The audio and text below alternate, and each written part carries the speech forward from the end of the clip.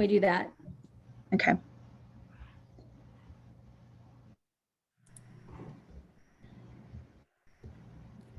All right. Okay, Terry, we ready to go? Yeah, actually, no, if you can give me like 1 second, I need to get. I'm checking.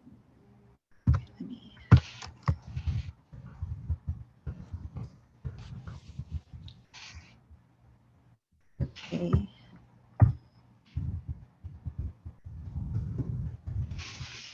right, go ahead. All right. I am calling to order the regular bi-monthly meeting of the Marin Water Board of Directors for July 6th, 2021. And our first order of business is to call the roll. Director Bragman. Here. Director Gibson. Here. Director Russell. And Director Schmidt. Here. I'll answer for money too. Here. And President Kohler. I'm here. Okay, our next order of business is to adopt the agenda. Do I have a motion? Move approval of the agenda. Second. Do we have any public comment on the agenda, Terry? We do not. Okay, then if there's no board comment, we need to call the roll. I mean, right, roll call vote. Director Bragman. Aye. Director Gibson. Aye. Director Russell. Aye. Director Schmidt. And President Kohler. Aye. Do we have any general managers or directors announcements at this time? Yes. Okay, I'm seeing none. I do, President Kohler. Oh, I'm sorry, go ahead. I just wanted to let the board and the public know that during the adoption at the last board meeting of the Urban Water Management Plan in the Water Shortage Contingency Plan chapter per board direction, we made a modification to table 8.2 demand reduction actions, adding a new line under shortage level 5 as follows: that the board shall consider a moratorium on new water connections. And it still is in place at shortage level 6, moratorium or net zero demand increase. New water service connections will not be granted. So we went ahead and made that modification, and it will be posted tomorrow in accordance with what I just noted, following in accordance with the board direction. Okay. Any board discussion on that, or are we all good? Yeah, I'm not sure I follow that. Maybe you misstated it. What? Go ahead. It was just under shortage level 5. There was some discussion among the board of adding the consideration of the moratorium on that, and that was added. Specifically, the board shall consider a moratorium on new water service connections. I got that part. That part I don't have a trouble with. It's the other part. It sounded like you said, and if it's net zero, it's still not allowed. No, so that was just kind of to be clear that we didn't make any other changes. So as I understand it, under shortage level 6, I was just noting the language we had is maintained. So no change. No change. So the only change was that one sentence under shortage level 5. And Ben, shortage level 5 is 30,000 acre feet as of December 1st, correct? That's correct, with the understanding that this is a plan, but now it is in the plan. The elements of this plan have not been yet incorporated into our water code, but as staff indicated, we are planning to bring back water code revisions once we've learned all the lessons we're currently learning in this drought, potentially recommend changes as we, go through this time frame. And we'll have in our code, we'll adopt the water shortage contingency plan elements that will replace what's currently in our code. Okay. So moving on, it's now time for public comment on any item not listed on the agenda. Terry, do we have any public comments? Yes, Laura Ethel. Go ahead, Miss Ethel.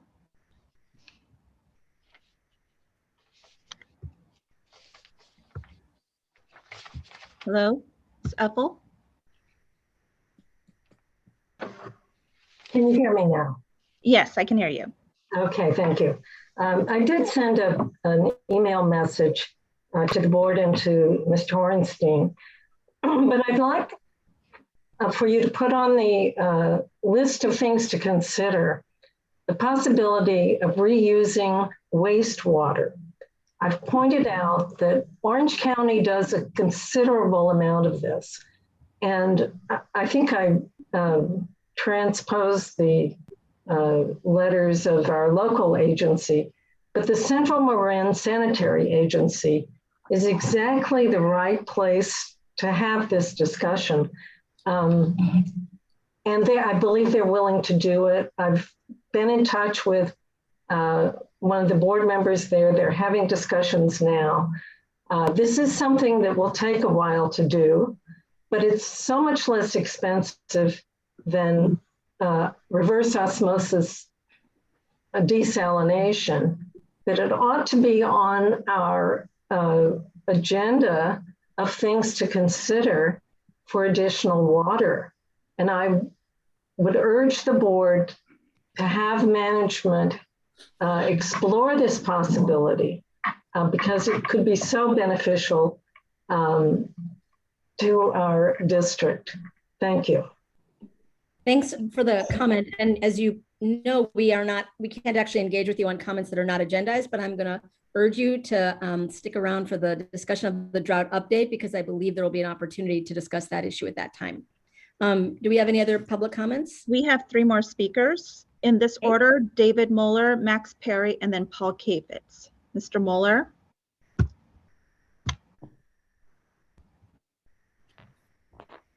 Mr. Moeller. Hi, this is Max Perret. I think you called on David though. Yes, I did. I'm sorry, can you hear me now? I can hear you now. Okay, sorry, I was having trouble unmuting there. So thanks for the opportunity. My name is David Mahler. I live in Larkspur. And I want to start by thanking the board for the many actions that MMWD has taken in response to our changing climate and of course the current drought. It's clear that we're in a climate emergency that requires action. And what I'd like to do tonight is to request that the district joins 6 other Marin jurisdictions in adopting a climate emergency resolution. The purpose of such a resolution is to clearly acknowledge that we are in a climate emergency that requires ambitious action.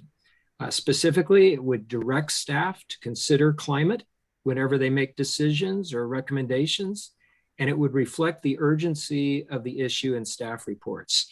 A climate emergency resolution can help provide a lens for the board to take specific actions, like how does this action we're considering line up with our climate emergency resolution. And just this evening, a draft climate emergency resolution written specifically for the district was sent to each of you by Max Perret. And that draft that was sent is very similar to others that have been recently adopted, including Fairfax, San Anselmo, Novato, Corte Madera, Tiburon, and just last month, Marin County. And so I'd like to wrap up by urging the board to review the draft that was sent to each of you just before the meeting and to add consideration and adoption of that draft climate emergency resolution to an agenda for a future board meeting. Thank you very much. Thanks. That's an interesting idea. I think we've done something similar in the past, but I'm I appreciate you raising it now.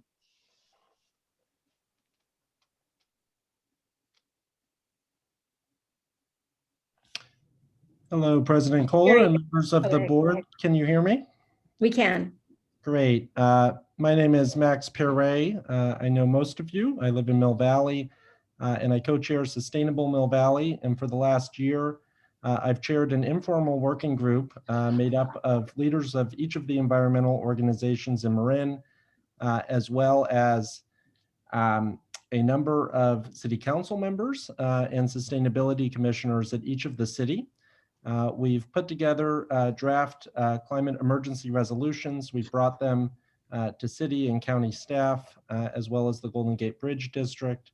And in most cases, the cities and county and Golden Gate Bridge District have passed these resolutions acknowledging the urgency of taking climate action. We've saved Marin water towards the end of our list of priorities because all of you guys have been doing exceptional work. Joining MCE since the beginning, adopting deep green, incorporating resiliency and climate adaptation planning into your plans. We really felt that you guys were far and away doing a great job. But now that we've kind of hit this critical point where a supermajority of the cities and counties in Marin and Sonoma have passed CERs, climate emergency resolutions, we wanted to come to you and urge your adoption of one. As David mentioned, I sent a draft that was based off of some of the resolutions passed by the cities and county just before this meeting. So just urging you to agendize it for a future meeting and making myself available as well as everyone else on the committee if you have any questions. Thanks so much and keep up the great work. Thanks, Max. Thank you so much.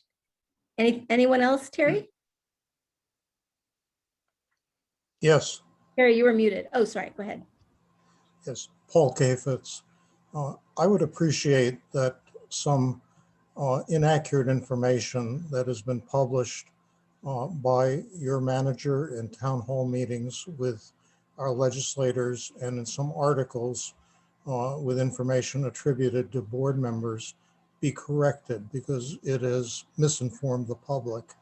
And that's specifically that only 20 to 60 acre feet of water would be saved if there were a moratorium on new hookups.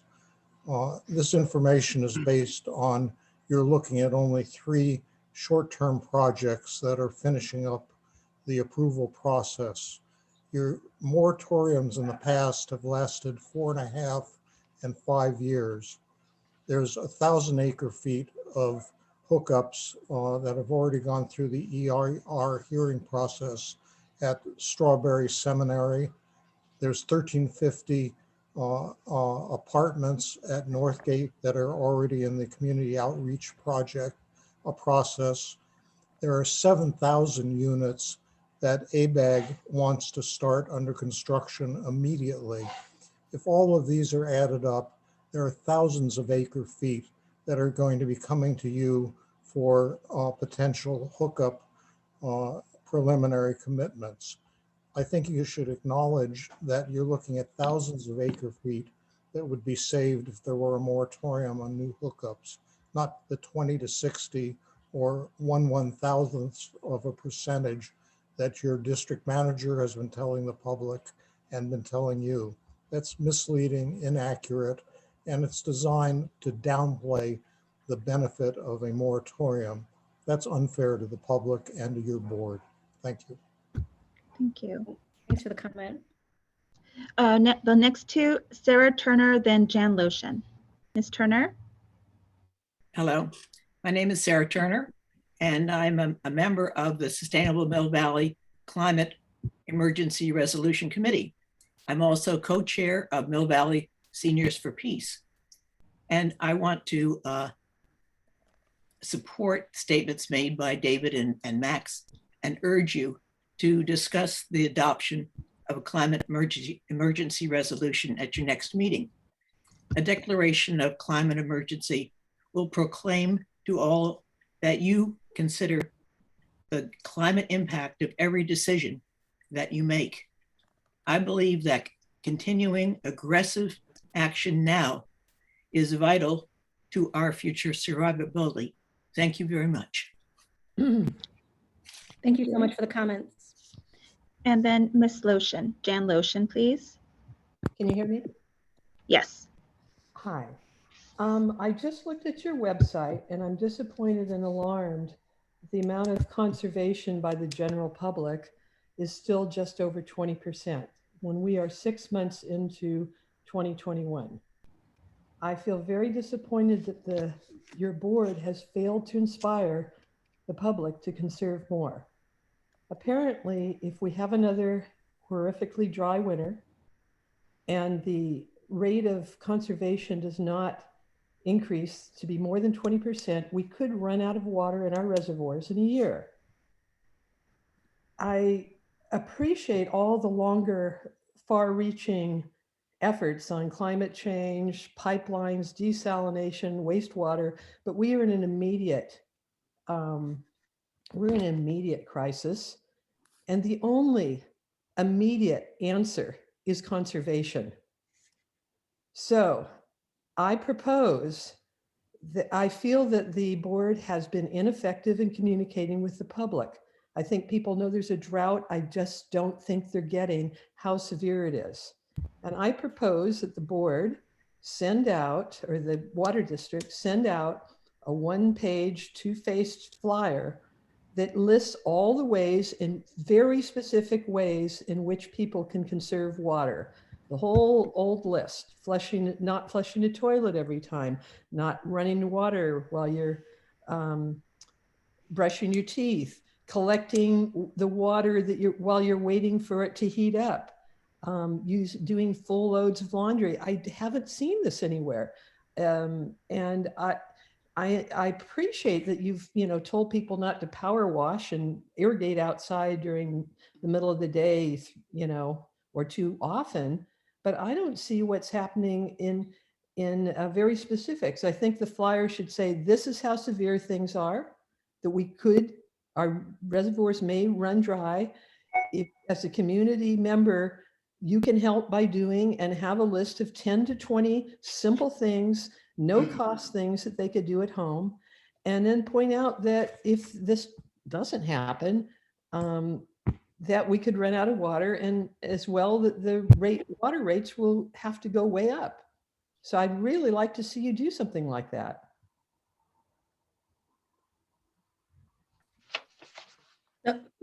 Ms. Lotion, I hope you're able to hang around for the drought item that is agendized.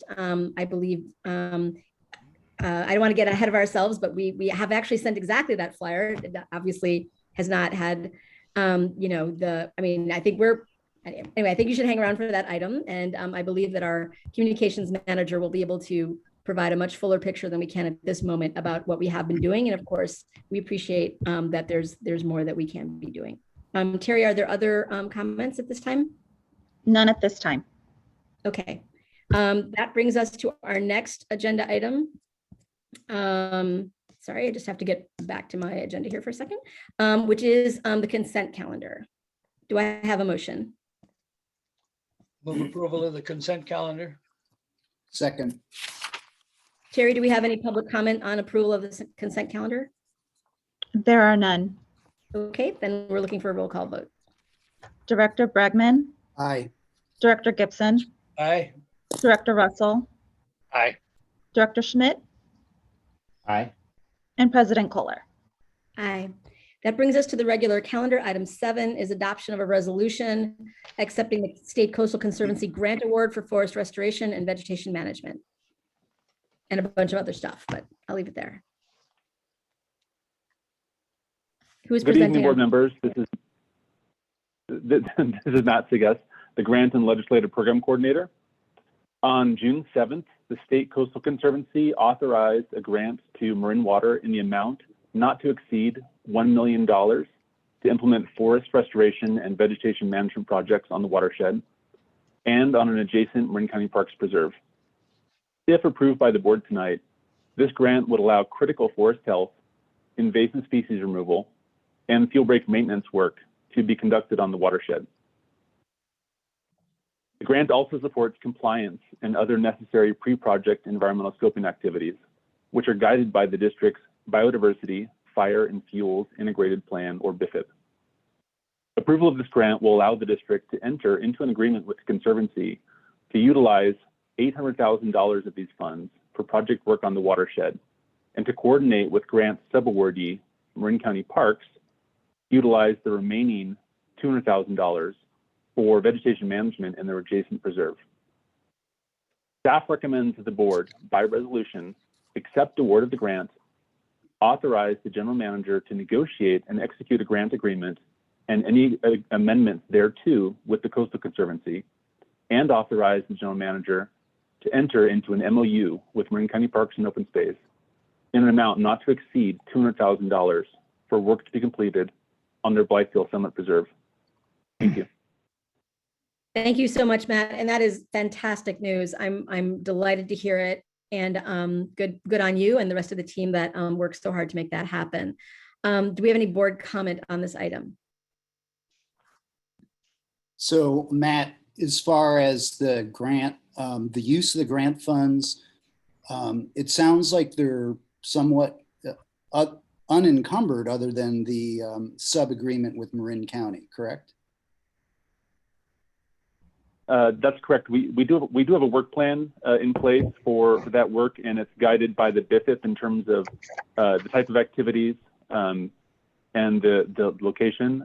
Sean would have some more details on the specific activities which are defined by the grant. Yeah, Okay. I'll just add very quickly that the grant that we proposed on was in alignment with the priorities of the program. So it was focused on forest health work, forest restoration, so areas that are impacted by sudden oak death, as well as some areas of where we have invasive species in our fuel break, and then defensible space around our Bontempe treatment plant. Okay. All right, that sounds good. Yeah, it's good news. So good work, everybody. Any other board comment on this item before I ask for a motion? Okay, I need a motion. I'd move approval. Second.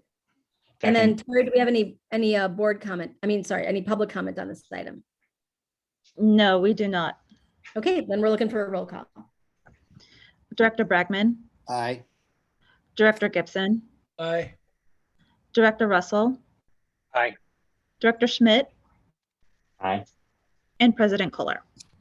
Aye, and I just want to say one more time thanks to Matt and everybody who worked on this, $1 million for this work on the watershed is just fantastic for an organization like ours. So very, very grateful. That brings us to item 8, the drought update, and I'm sure we'll have public comment on this. I do want to ask the public, we have 2 items today. We have the drought update, and then following that, we'll have discussion of an ordinance on additional mandatory measures. If you could, to the maximum extent possible, just not repeat yourself. We definitely want to hear from you, but I would comment on one or the other, but it's definitely not necessary to repeat yourselves for both items. So with that, the drought update, please. Good evening, Board of Directors. Lucy Croy, Water Quality Manager. I'm going to pull up my screen.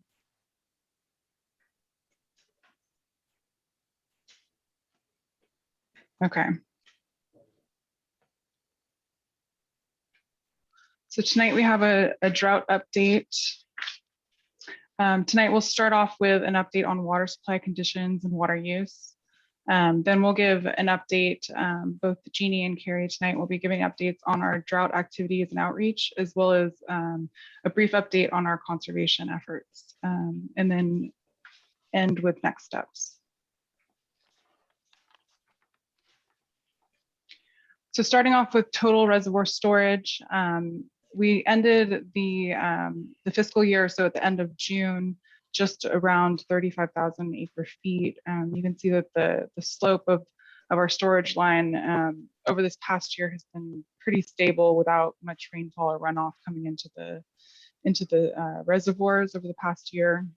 And just now we're moving into fiscal year 2022, and so we've added a new line here with the blue, which is just below 35,000 acre feet, which is it's about 43% of our total capacity, and quite a bit below our average for this time of year, as you can see from this gray line up here. It's also quite a bit below the 1990s drought, which is just above it right here, where we were around 44,000 acre feet around the same time, but still significantly above where we were in the 1976 drought. Looking at rainfall, we ended up the fiscal year with a very dry year, as we expected. So this green line is the last year, 2021. We ended up with about 20.67 inches of rain. And that was really building off the calendar year of 2020. So the last 18 months, we've seen a pretty significant dry period, one of the driest 18-month periods that we've had in our recorded history, which is, yeah. I just wanted to add, this is an important graph because it does illustrate that rainfall was notably less than in the 70s, but as you saw on the prior graph, the 70s storage was significantly lower than we are today. And that difference is attributed to all the work that's been done since the drought of the 70s. It has allowed us, with rainfall substantially lower, to be in a far better position in terms of storage. And that includes a new reservoir that had been put in following the drought of the 70s. We increased one of our reservoirs significantly. We established a robust recycling program and a very strong conservation program among the actions that we did, and really positioned us far different than we were in the 70s with more resilience. So the flip on this is quite notable. Yeah, I think that's a really good summary of how we went from this amount of rainfall and still are at, looking ahead at enough storage to get through the next few months and beyond. So looking at now our water use over the past few weeks and months, you've seen this chart in the last few meetings, and building on it, our water use has remained pretty steady, which is good. It over kind of a baseline water use we would typically see through the month of May. I think my time scale is getting a little bit blocked by subtitles, but through June and July, we would really see our water use kind of go up to towards 30, just above 30 million gallons per day. So how much is produced by our treatment plants? And we've been staying pretty steady around 23 million gallons per day. And just last week, that, seeing kind of a bit of a downtick, that's about 21% reduction. Still a bit far from the 40% that we're targeting, and hoping that we can see that move a little bit closer over the coming months, especially through the irrigation, kind of peak irrigation season. So now looking at our projected reservoir storage, this chart is showing projected reservoir storage based on historic rainfall runoff patterns. The blue dashed line showing 50% of average rainfall runoff based on very much historic patterns. So, and the green line is green dash showing average. So if we were to receive the average 52 inches, more or less, where would we expect our reservoir storage to be next spring or so? And, one takeaway from this at this point is really seeing that it's still just above 50,000 acre feet at the end of next spring. And so it's quite a journey that we would need quite a bit of rainfall in order to get a little bit higher, going to capacity, to full capacity. So it would take a pretty significant rainfall over the next year, given the amount that we're at right now. And then another, yeah. Excuse me, is the green line, does that include the 40% conservation savings? No, it doesn't. No, it doesn't. So that is a good point. And, we didn't want to show too many lines at once, but I think building off the last year and looking at the 40, I think we've had about 39% of average rainfall. This blue line is 50% of average. So the dashed and the solid line are showing the difference between conservation savings. The solid is showing the pretty considerable effect that we can get from conservation savings if we're to achieve the 40%. This difference right here is the difference that we would see in our reservoir storage over this time period. So you can imagine that for the green line, it would be very similar. And thank you. Is the dashed line, if we were not conserving the 20% that we are now, but if it was normal, if it was typical usage, that blue dashed line, is that what that represents? Yes, that's true. That's unrestrained. So based on historical baseline water usage, kind of using it as a bookend to see where we'd end up with a bit of uncertainty as far as rainfall goes. I'd be willing to take a look at another line if you guys could figure out where we would be with the 40% conservation and regular rainfall. I think it would be very illuminating to do that, because it would show how effective conservation would be. So I don't know if you can put that in your program, but it would be an interesting exercise, I think, for us and for the public. Yeah, we can add that. So then another tool that we've developed as well to assist with drought project planning is a scenario that's based on very much the last 18 months that we've experienced. So using the pretty historic minimal runoff that we've gotten over the last year and a half, and projecting that now ahead. So if we were to continue with these dry conditions, what would that impact be on our reservoir storage?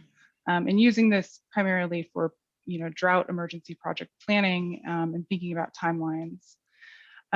So incorporated into this scenario is a 20% conservation savings. And this is primarily driven due to the amount we're getting right now. So the 20% we've achieved, and then also looking at industry standards, it seems that is a pretty good baseline. Sometimes you see about 40% through the summer, and if we're able to achieve that, but it's very challenging through the winter months to really increase quite a bit of savings with indoor use.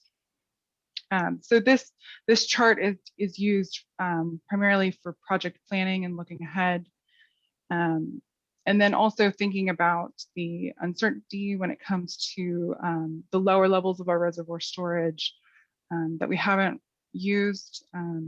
Storage below 10,000 acre feet or so. That's the lowest they used in the 70s was around 11,000 acre feet, and kind of left it flat, as you saw on the first chart. So there's quite a bit of uncertainty what would happen when we get to those levels, and we're just keeping that in consideration as we move ahead. And there will be a much deeper dive into the discussion on the emergency drought projects and how those are progressing at the operations meeting July 16th. So now we're going to move into an update on drought activities and outreach. First off is a bit of an update on our water supply initiatives. Top priority has been conservation outreach. And Jeannie and Carrie will both be giving updates on our communication efforts and the conservation program. And we just wanted to touch on the fact that that is our top operational priority, but also finding ways to maximize what supply we have. So with Suluhuli Reservoir, we've been pumping now since about mid-May over to Nicasio Reservoir using the temporary, the rented temporary generator. And we've now pumped about 800 acre feet or so and conveyed that over to Nicasio to use that reserve reservoir over the next few months. And then with Christina Pump Station, the design of that project is also moving ahead to really maximize our operational efficiency of our supply from the north, from Sonoma County. And staff has been working with both Sonoma County and North Marin to work on facilitating the design and the property easement matters with respect to that project. So there will be updates with that as well in the coming months.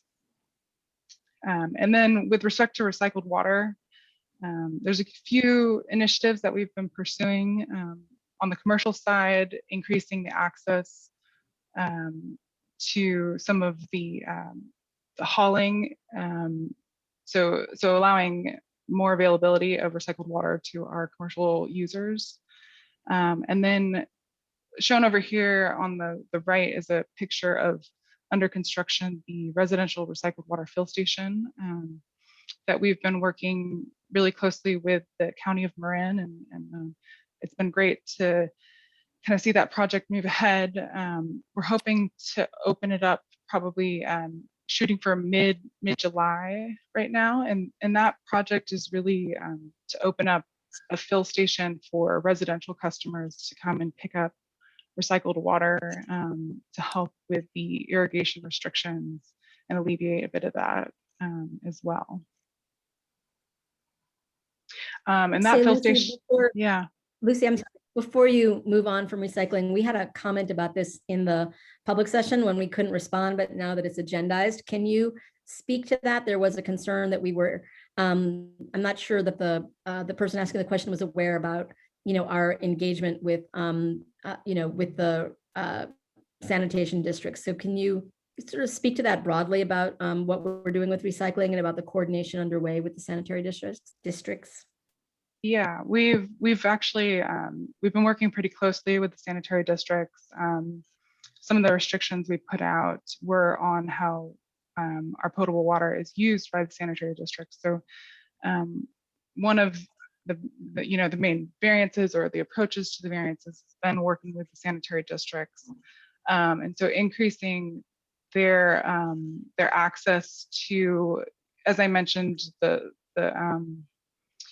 hydrants, so where they can go pick up recycled water, both in the Las Colinas, Terra Linda area, and then also further south, closer to, even at their own plants, if they can use their own sanitary agencies to distribute that, to use that water, they can as well. We've been working pretty closely with the state and pretty constant communication as well to kind of make sure that all the permitting and regulations are in order. So things have been moving. Yeah, go ahead. Yeah, I just wanted to add, beyond that, those are actions we've taken very recently to support the drought. But we do have a very robust recycling partnership with Las Colinas Sanitary District, where we do take their wastewater and distribute it fairly broadly for irrigation purposes, and also in some instances for toilet flushings of buildings. And we are looking at expanding that. And we do have a number of additional projects in the queue as part of further enhancing our water supply. That does include partnering with Central Marin Sanitation Agency to use that water as well. So it's a fairly robust program that we have, and a number of projects that are out there in various planning stages and development process to further expand our broad water recycling program to offset our potable. I think we need to point up though that CSMA's water. I was going to ask a couple quick questions, Lucy. One is just is a question about how much water do we have available for people to pick up water? a limit on how much folks can take? And then just how much do we have available? How big could this program grow in terms of if we see this as an offset on our raw water? So right now, how we're setting up the program for the residential recycled water fill station, it's really dependent on how much they can carry back. So it's, water's very heavy, and it's having the containers that hold recycled water. So right now we're saying around 300 gallons is the max per trip, per trip. As far as capacity, right now I'd say the biggest limitation would be the limitation of production, and we don't really see any limitations at this point, given we're averaging about 1.1 or so million gallons, and there's more than enough capacity at Las Colinas Valley Sanitary District. So. A couple of things, Lucy, I think we need to pick up on. So Ben, you indicated that we're recycling the Las Colinas wastewater, which is true, but people need to recognize it's highly treated, and probably one of the state-of-the-art plants in California, if not the whole US or the world, with the ultrafiltration that follows the full treatment that the facility gets. The second thing is, I think it's important to point up, one of the individuals mentioned CSMA. The CSMA water is relatively salty due to seawater intrusion into the sewers. When we were looking at the desalination project, CSMA was looking at desalinating their wastewater in order to make it usable as reclaimed water. So it may look like an easy task at CSMA because of its location, but unfortunately it's not very easy because of the water quality. Is there a study we could look at that looks at the feasibility of CMSA? Yeah, we did a joint study about 2 years ago. Could we get that could we get that circulated so we could take a look at it? Yes. Yeah, we can circulate that along with the update that we've periodically provided that goes through all the various opportunities to expand our recycled water program that speaks to available supply in the various projects themselves. We'll get that out to the board. Could I And ask there's one also on SASM, Larry, as well, the Mill Valley plant.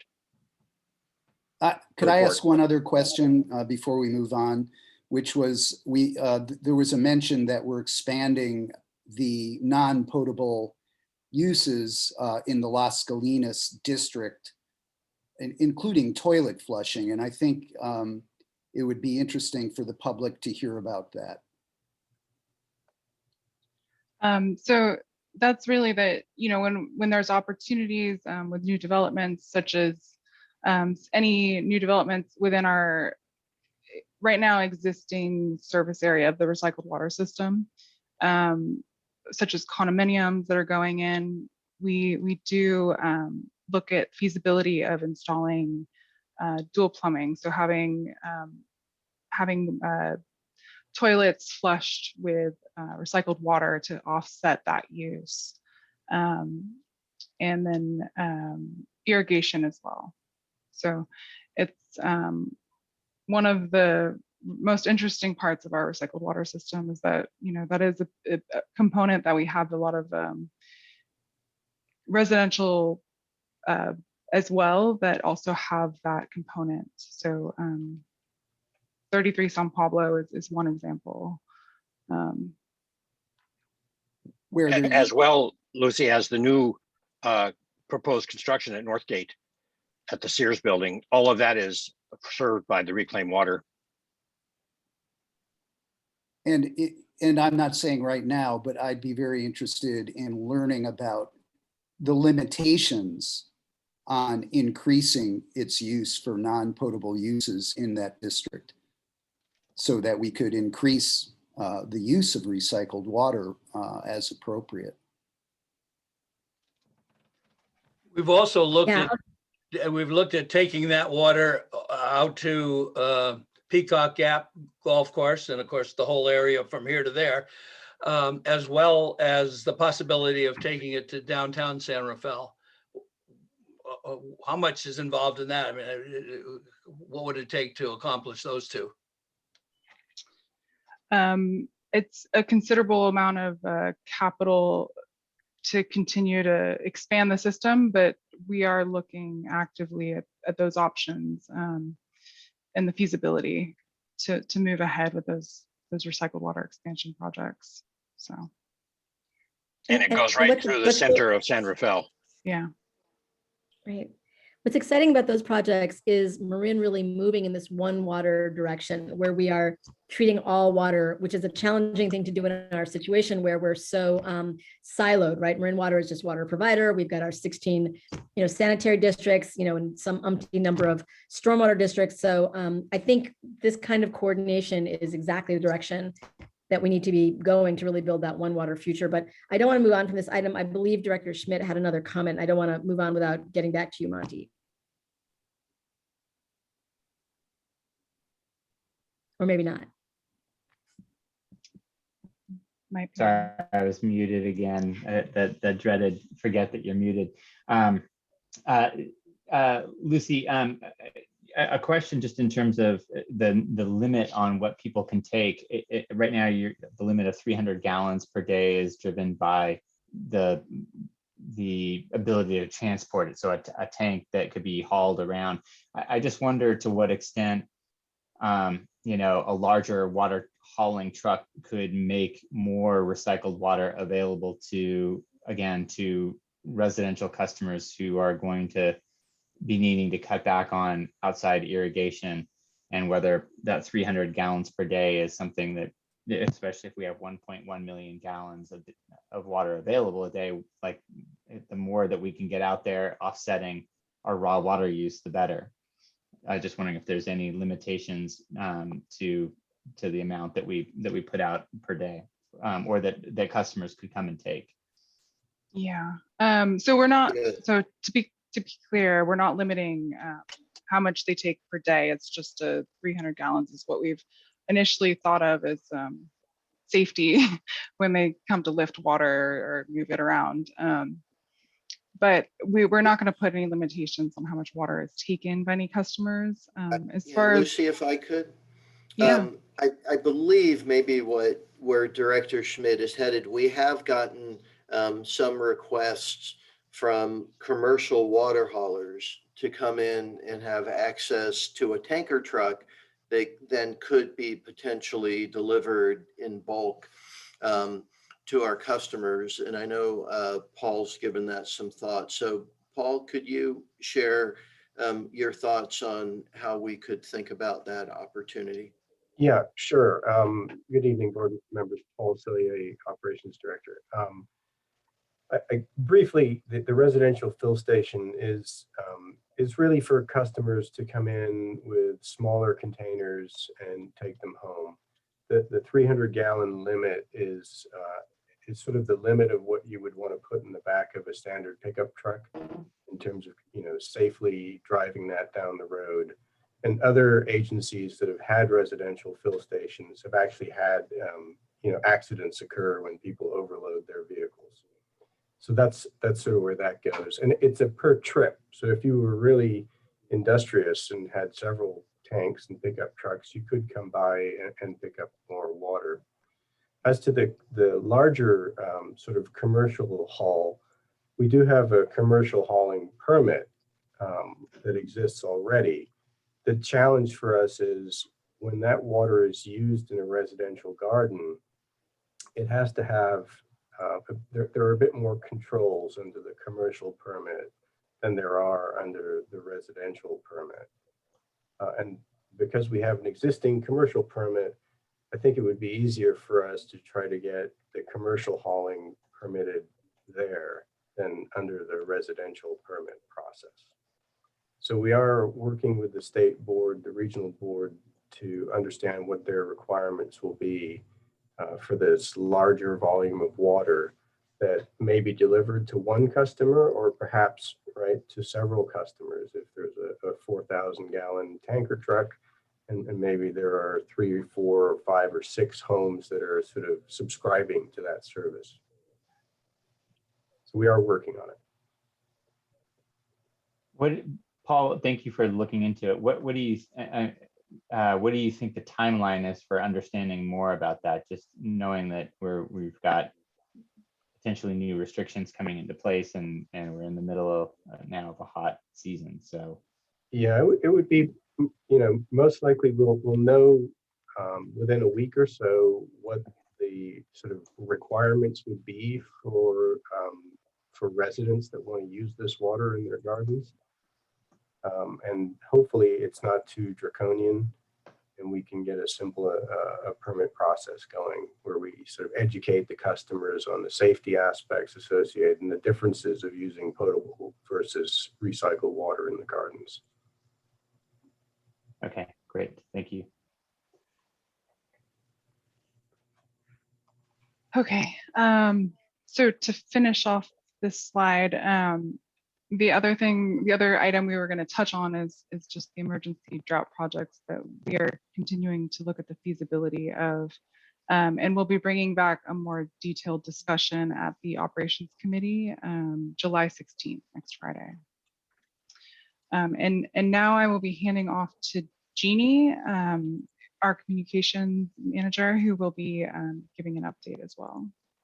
Thank you, Lucy. Good evening, everyone. So before we dive in here, I just wanted to mention that since we declared a drought in February, there's been a pretty extensive communications and outreach program. So what we're going to touch on tonight is just the latest piece of that. But that program has included direct-to-customer mailers, bill inserts, electronic communications, of course, because we know people don't all get their information in the same way. So what we try to do is a varied approach with varied techniques to see if we can reach as many people as possible. So part of that includes working with the media to get the word out, and we've had extensive coverage and we're grateful for that. But it also includes advertising. You'll see our ads on buses and transit shelters, and again, our direct-to-customer outreach. So one piece of that is what you see here, and that's stakeholder outreach. So we work with city and town councils, homeowner groups, chambers, rotaries, businesses, and we provide presentations on the drought, presentations on how to conserve water, and presentations about how the district is partnering with our community through rebates and incentives. So far, we've had more than 45 presentations since February. What you see on the right is some of the presentations recently completed. And then what you see on the left is some of the upcoming presentations. So that's, again, one component of our outreach. When we do these presentations, though, it just doesn't stop there. So what we try to do is to provide these organizations with information for their newsletters, for their websites, and anything else they may need. And so now we're working on making another round, going back to some of the agencies we've spoken with to give them the latest information on the drought. So Lucy, if you could. So I think someone mentioned a mailer. So we have done mailers before. In fact, one of the mailers we did included not only conservation tips, but information about our rebates, because we think water conservation is a partnership. And that mailer was sent not just to our customers, but to renters, businesses, everybody in our service area. And we have another mailer planned based on what we come up with after this meeting that will go out again this week to our customers and to everybody again in our service area, just making sure that they are aware of the water restrictions, but also those conservation tips that one of the speakers mentioned. And then we'll also talk about rebates again, just reminding people that we are here to help. So in addition to some of the programs that we're running now, we also have campaigns to generate what we call building a movement of conservation. One of those campaigns is actually our Super Savers campaign. And this is a campaign launched mostly through social media, and it encourages our customers to share stories of how they save water. And actually it's been doing very well. It's been up and running for about a week now, and we've received videos with all sorts of tips.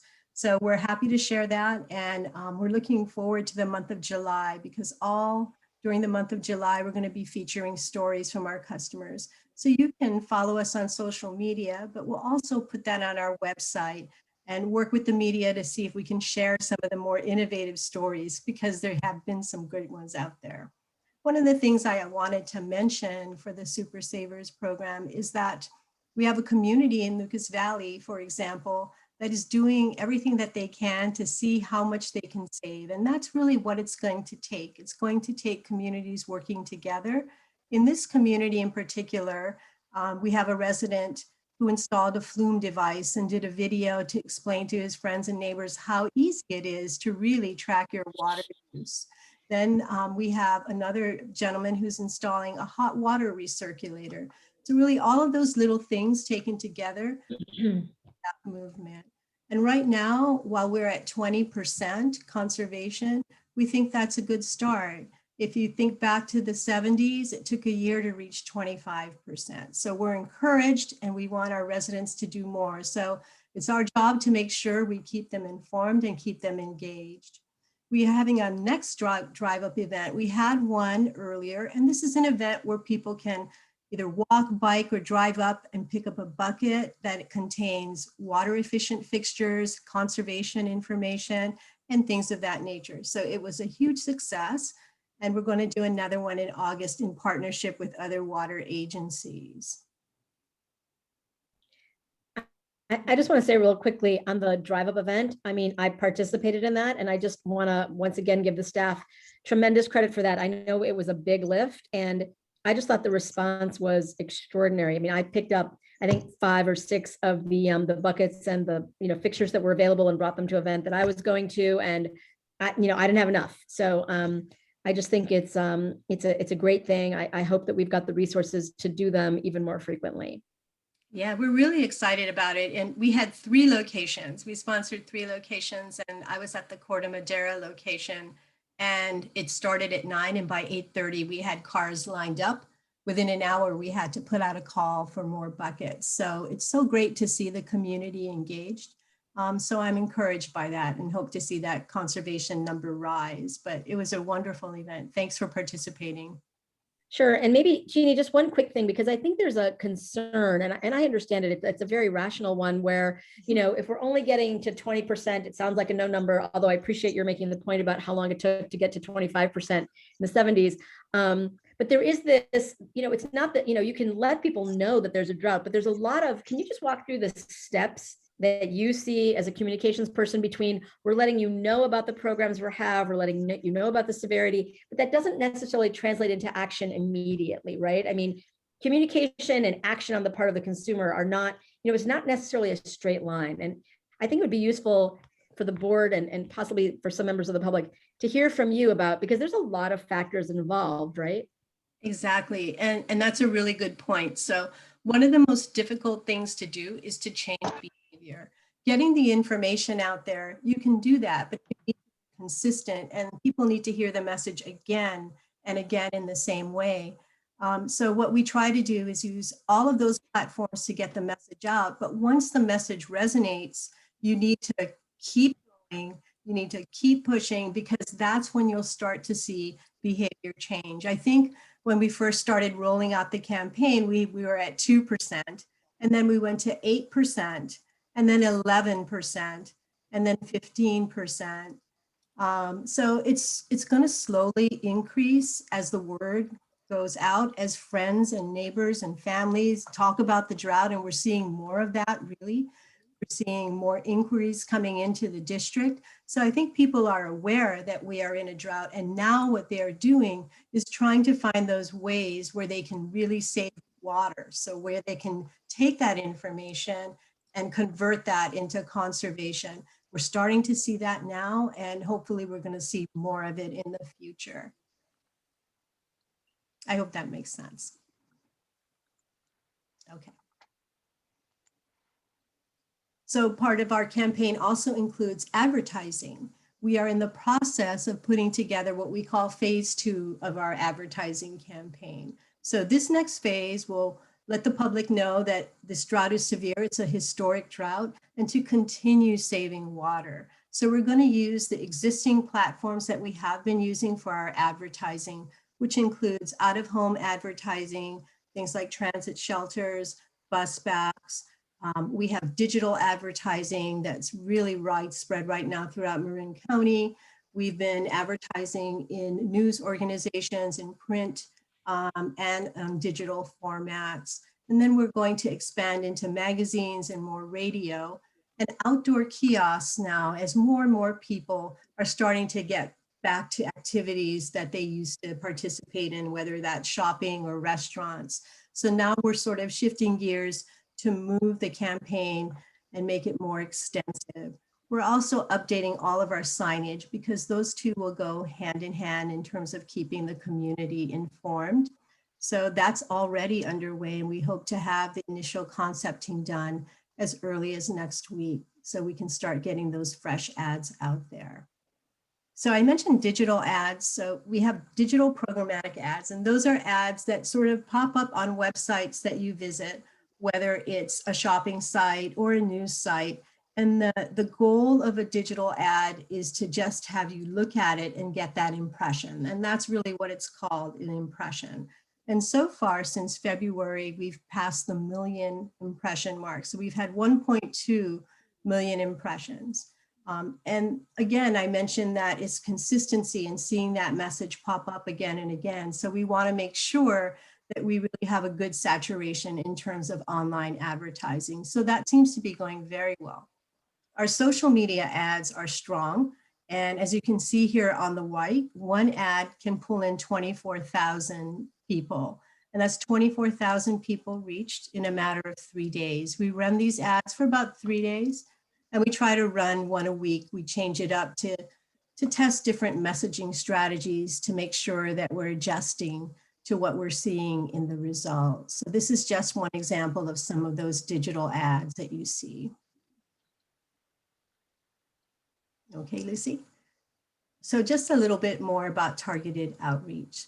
So right now we are working with a consultant on distributing our materials to high traffic businesses, particularly things like, or places like restaurants, hotels, and gyms. So we produce the materials, but what we want is a really effective way to get them, not just to receive them, but to use them, to put them up. So right now we are working to see if we can come up with a strategy, a better strategy, so that we can see results accordingly. Part of this also includes reaching out to residential high water users. So what we want to do is actually put together a couple of focus groups to see what messages would resonate most with these types of customers, to see if we need to adjust our strategy, right? So that's something we'll be doing in the coming weeks. We talked also about youth outreach. And so our youth outreach is now underway thanks to the folks on the watershed. So we're starting with youth camps visiting the watershed and giving them age appropriate materials. We have FAQs, just really trying to educate our community and our youth about what the drought is and how they can save water so they can take that message home to their families.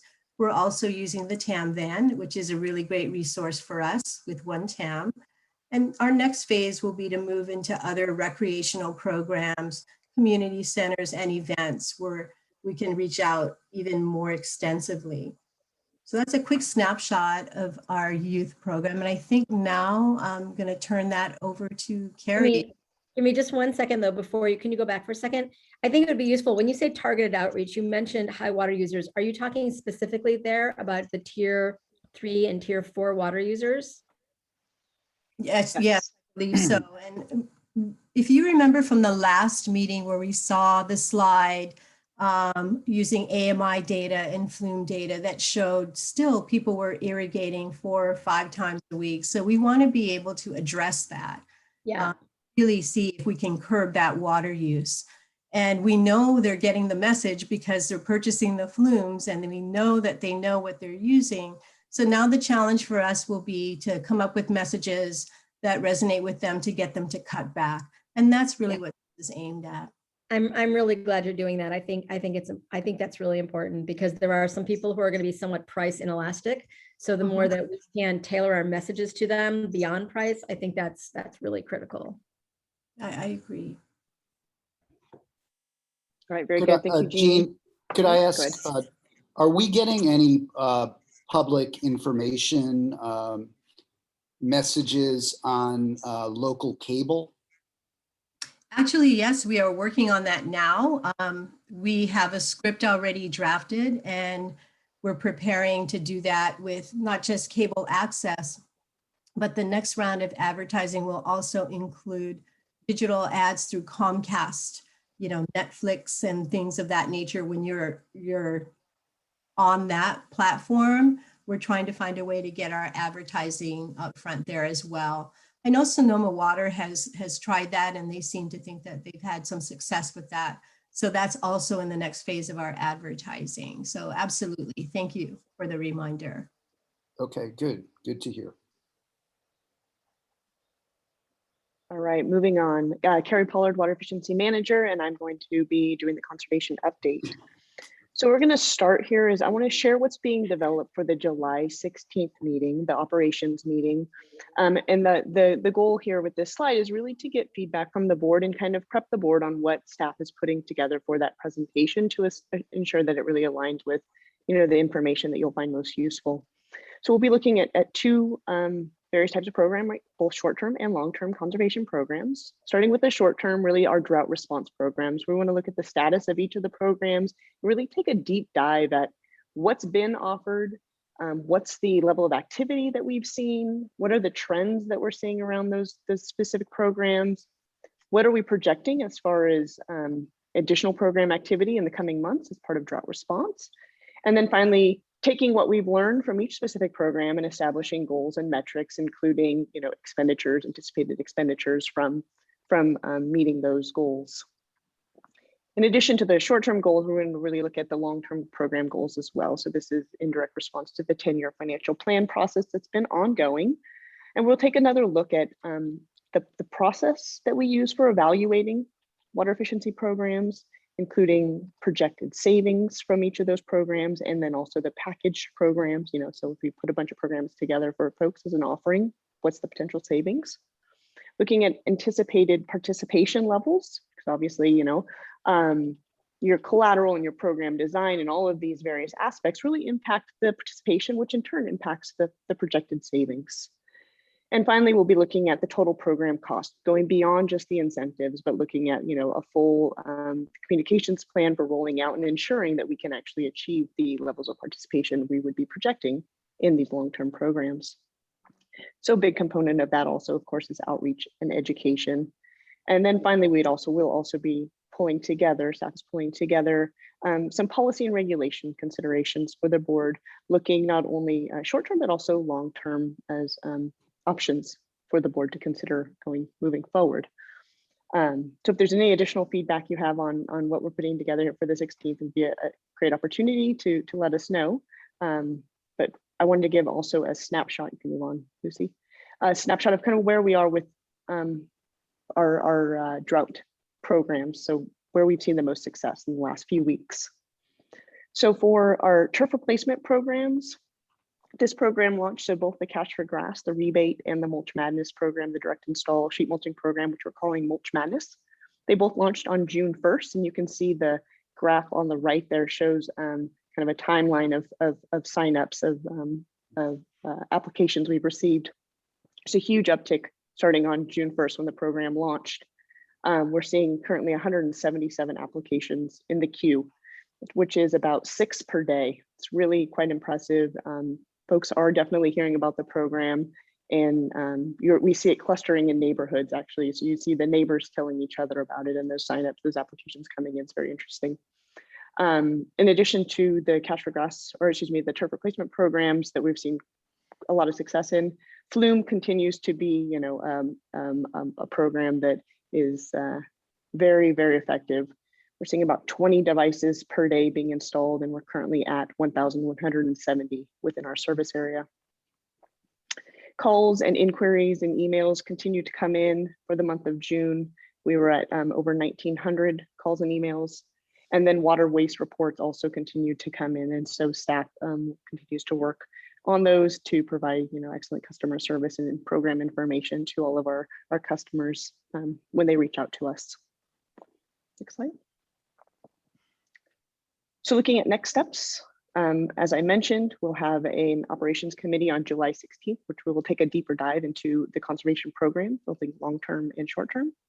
As Lucy mentioned, we'll have a emergency drought projects discussion as well, looking at the feasibility and details of the options that are being considered. We'll continue to do drought outreach efforts, as Jeannie noted, and we'll continue operational and water supply projects as well. With all of this, we'll continue monitoring and reporting to the board, and not only to the board, but each week as we post on the website, the status of how we're doing as a community to reach the 40% conservation goal. With that, I'm happy to take any questions. Carrie? Yes. Can you hear me? Absolutely. Oh, good.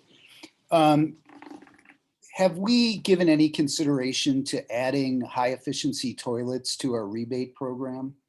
I know at one point we decided against it, but it just seems to me, given the depth of what we're going through, it might be worth adding that to our rebate program.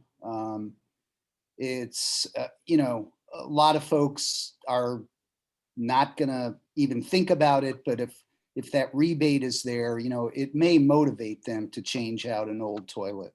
So it's just something for the board to consider, but from my perspective, I think that would be a good thing, a good inducement for folks to consider.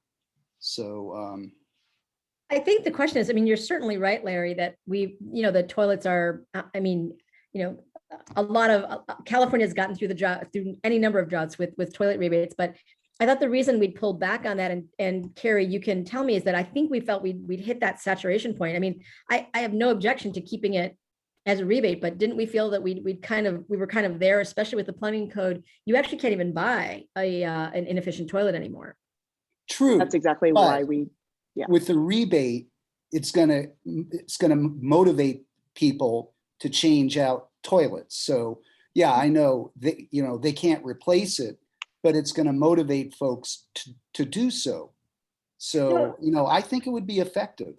It could be. I'm just saying, I thought you guys had indicated that we'd reached that saturation point. Weren't we at something like 80+%? We didn't do a saturation study per se, but the level of participation was so incredibly low, and the program had been in place for a long time. Well over 10 years at the same level that we've seen basically since the plumbing code change. And with the new changes where all you could buy is a high efficiency toilet, it seemed to make sense at the time to stop that program. But, you know, with drought conditions, it's something that could certainly be considered. I mean, just speaking for me, I'd have no objection. I just think we should be realistic about what a limited impact that would have at this point, given how long we've been providing that rebate. If we put the program out there and there are no more toilets to be had, what's the downside? I mean, right, exactly. Exactly. Yeah. We can bring this back on the 16th and even review some of the if there's other elements that we've discontinued to refresh the board and provide appropriate direction to staff. I will say I'm really interested in Carrie. I mean, I think the program that we're offering that's new, that really has enormous potential, because that's really where our water is going. We've got 50% of our water going outside, is the turf rebate program, right? I mean, we're now, I think, one of a very tiny number of California water utilities offering $3 a square foot for turf change out for native landscaping. I mean, that puts us right on par with Southern Nevada Water Authority in Las Vegas, that serves Las Vegas. And I know it's a relatively new program. I think we just launched at the beginning of June. So I'd love to hear from you and maybe Jeannie about what we're doing to really get the word out on that, because I mean, $3 a square foot is real money. I mean, that's, you know, we're talking about really offering consumers a very significant subsidy to change out, you know, high water use lawns for native and low water use landscaping. I mean, the last thing we want is a lot of hardscape, which is, you know, creates heat islands and doesn't help us with climate change. But changing out high water use landscaping for native and low water use landscaping really kills a couple of birds with, well, I don't want to say it that way, is a win-win. So when we come back on the 16th, it will include an in-depth discussion on the communications plan and and not only what we've done, but kind of what we're looking at rolling out as we're establishing very aggressive goals for each of these specific programs. So I don't know, Jeannie, if you have anything you want to add right at this moment.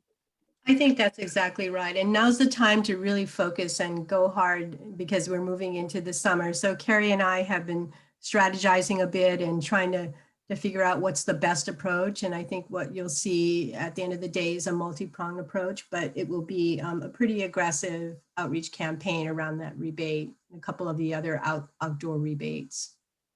Well, and Carrie made another point that I'd like to raise, and I'd love to hear from the board on this. And Ben and I have talked about this a little bit, and that is really trying to establish some goals for each of these programs. I mean, we've got, we've got almost a dozen programs at this point, and I think it would be really helpful for management, for the staff, and certainly for the board if we were able to establish, a range of targets. Not hard and fast, objectives that we have to reach, but if we have some goals that are sort of have a low end and a high end that really indicate to us, and I think to the public, like, what are we trying to do? Are we really just going to be content with 100, single family homes changing out their lawns, or are we really trying to get to thousands of homes? Same for gray water and, the toilet rebates and whatever. So I'd love to hear from you, Carrie, about, what it will take to really establish some targets like that so that we can really start to measure progress. And I think that's important for the boards, that we can help, we can have a conversation about what's working, what we need to tweak, either an outreach or maybe the amount of money we're providing, so that we can really figure out, where to put our resources to be effective. Yeah, that's exactly what we're looking at doing. Like, as I mentioned, we have six customers sign up for the turf rebate program, right now each day. On average, those sites are about 1,200 square foot, some larger, obviously, some smaller. So if we did that, every working day or even every day of the month, right? So how kind of square feet does that look like? And what would it look like if we could double that? What would the communication plan look like if we needed to double that? What is the brackets and the water savings like? So all of that is currently what's being developed. And that's a good example I can just kind of throw together right now because I've already done that analysis, but we're looking at that for each program. And I think we'll have a really, valuable and in-depth discussion on the 16th around each program and what that might look like and what the potential is. Okay, that's great. So you're gonna have targets, and I'm hoping there'll be a range, kind of low end, high end. Yep. That would be fantastic. And then I just want to pause there and see if the board, because the board hasn't had a chance to really talk about that concept. So I just want to see if there's any board thought about that in particular. I think it's a great idea, Cynthia. But I also think we should look at higher rebates. Isn't the turf still less than half of the cost, Carrie? The turf rebate? Someone could do it at $3 a square foot. Someone could do it at, $15 a square foot. There's such variables there. And I think, like I said, this program's been in place since June 1st. So we haven't even seen applications come in as far as total cost to help inform us on what % of the project are we investing in. But what we do know right now at 6 a day, folks are hearing about it and they are signing up, right? And so there is momentum that we're seeing right now. And so we really want to leverage that momentum and build on it. And if we start to see it slow down, then, what else do we need to do to pick it back up? And don't misunderstand this next question or next comment. That's about 2,000 people, 2,000 yards a year.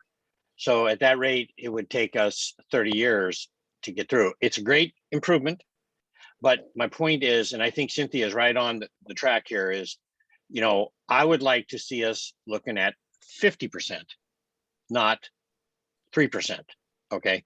And I know you would too. I got it. I know. But where I'm getting at is, and maybe it'll build on itself.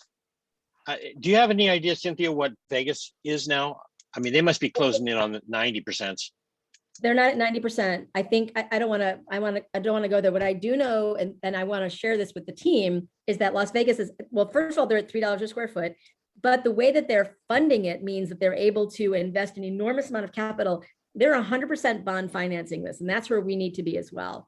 I mean, they have put tens of millions of dollars into turf, all through bond financing for the last 2 decades. And I think they're looking at ramping up even more. So I don't want to give you guys the wrong number, but I'm hoping Carrie and your team, if you're not in touch with Doug Bennett at Southern Nevada, I hope you will be, because they have really pioneered this approach to understanding that, if you're just going to do little teeny bits of money out of your operating budget every year, you're, to Larry's point exactly, you're going to go very, very slowly. That's why they have invested their municipal bond finance proceeds, real capital in this program. And they are, I mean, they are rocking and rolling. I mean, so they've just got an extraordinary track record. And the more I can encourage you to be in touch with them and how they've done that, and how we can do that so that we can really jumpstart this program in a big way.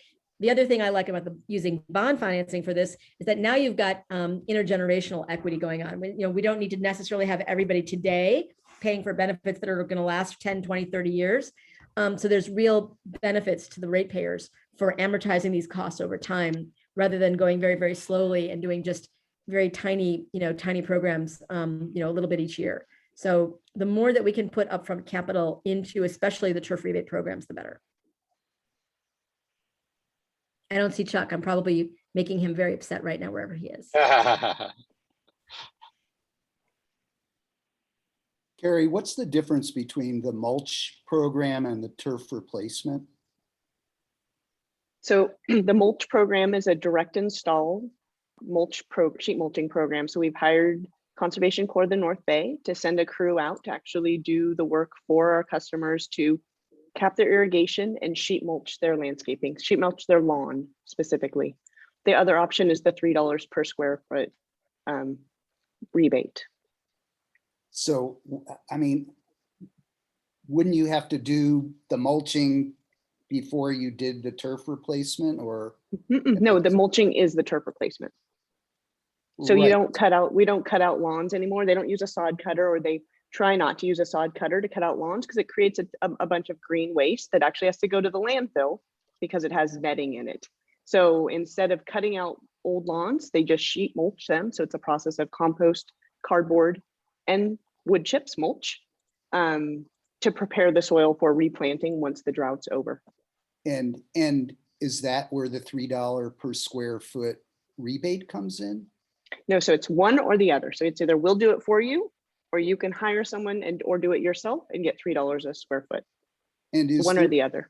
Is there a limitation on replacing it with planting versus artificial turf? So for the rebate, we do not, for both programs. I mean, quite frankly, I mean, if we send someone out to sheet mulch, if we send Conservation Corps of the North Bay out to sheet mulch, the customer would have to, go in and remove all the work we've done to put in artificial turf. So, that's not allowed. In addition, the artificial turf is not allowed as part of our rebate program either. And there's a number of environmental concerns around installing artificial turf, heat islands. It's a petroleum-based product. We have a whole article on our website that kind of covers the reasons why we don't incentivize the installation of artificial turf. As far as plantings, sheet mulching just preps the soil for planting. So once the drought's over, that soil will be ready to be planted directly into for installing low water use plant material. I mean, I'd like to read the article about artificial turf. It's not something I'm a big proponent of, but given what we're facing, it seems to be a pretty popular option these days. So that it might be worth taking another look at that policy, I think. Yeah, I'd be happy to send you the document. Most generally when artificial turf is installed, you still have to have sprinklers installed because it gets so hot. So it's heat island effect, but it's also it's too hot to walk on. And it needs to be washed or rinsed off because of, animals will use it, and waste gets on it. So generally the sprinklers are kept in place, and which makes it really easy to go back and kind of install turf down the road, which is another concern. Well, if you could send me the article, I'd like to take a look at that. Of course. Thanks. Okay, I'm just aware that we have other items on the agenda and we need to go to public comment on this item. Any other board comments on the drought update before we go to the ordinance itself? Okay, Terry, do we have any public comments on this item? I'm looking right now, President Kohler, and I don't see any. Okay, great. Then we're now going to go to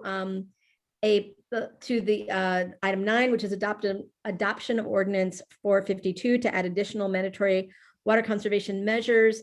Molly, just remind me, we're going to do have a presentation first, and then I'll open the public hearing. Yes, President Kohler, that's typically what we would do. Yes. Okay, exactly. so let's go to that presentation, and then I'll open the hearing, and we'll have public comment at that time. Good evening, board. I'm going to bring up my screen again.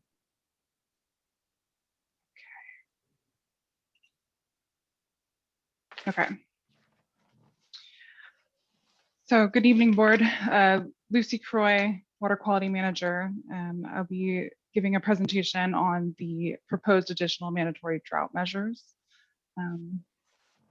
So tonight, we'll start off with a summary of the last board meeting in which we had a good discussion on irrigating under drought conditions and brought in a few experts from landscape professionals from the outside.